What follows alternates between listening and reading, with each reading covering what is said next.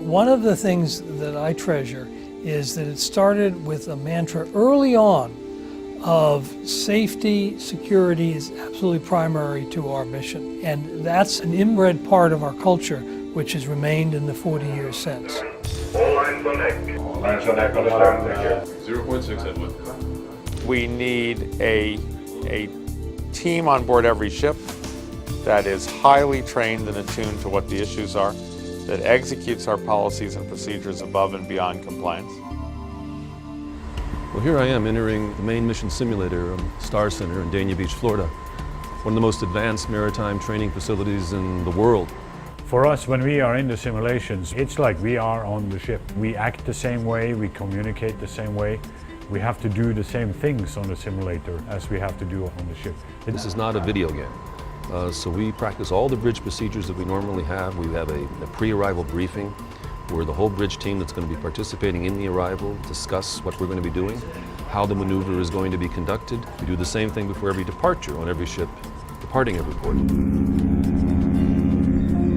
Obviously, when we're underway, the officers on the bridge are navigating the ship.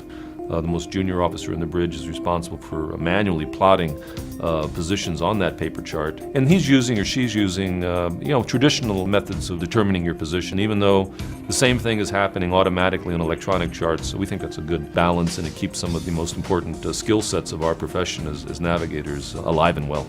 The navigational command, as we call it, the officer of the watch, the first officer, is in charge. And it's his responsibility to safely maneuver and navigate the ship. So they have a huge responsibility. And I go to sleep every night with full confidence that they're exercising that responsibility to the highest level of professionalism. The most important thing you can do is to prevent a problem ever from happening in the first place. The ship is built, designed so that it can operate safely. It's also built to be able to handle any problems if you have a fire, if you have a collision, if you have any of those problems. But the first thing you need to do is don't have those problems in the first place, and that's where the people in the operation come in. But that comes from the mindset of the company. There is an international framework for construction of vessels. This is known as the Safety of Life at Sea regulations, or international IMO regulations. Of course, we have met that, and we've actually gone beyond. I think that continuous improvement is something which is built also into our DNA. In fact, it's interesting in the area of safety. We started a safety advisory board which included a former head of the U.S. Coast Guard, former head of the British equivalent of the Coast Guard, one of the foremost professors of naval architecture and engineering in the world, and had a very interactive relationship with them at all points along the way. This is really the nerve center when something happens on board. Using these 4 screens is really a way that we can gain situational awareness for everybody who walks in the room. They can see what's going on immediately and get an overview of a situation, and then use the screens for information purposes. This is the fire detection system for the entire vessel. We have all of our teams in the computerized systems where we can put them on location. We have all of our emergency checklists in the system so we can track what's going on, and then we can actually replay that back for training purposes. One of the biggest innovations we have on this ship is our electronic mustering system. And that system is new in terms of how we muster our guests and how we account for everybody on board.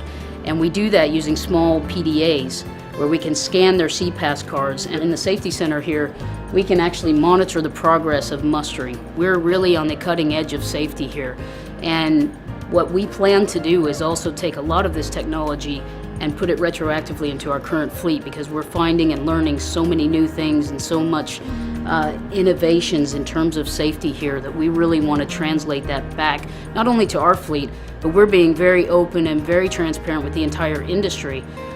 Because what we've learned on this ship will help enhance the safety of all ships. Safety and security are our highest priority. Through our highly skilled and trained safety and security officers who use innovative strategies and state-of-the-art technology, we meet or exceed all safety and security regulations and standards. I think cruise ships are remarkably safe places to be. I think it's well documented that the safest vacation you could possibly take is on a cruise ship.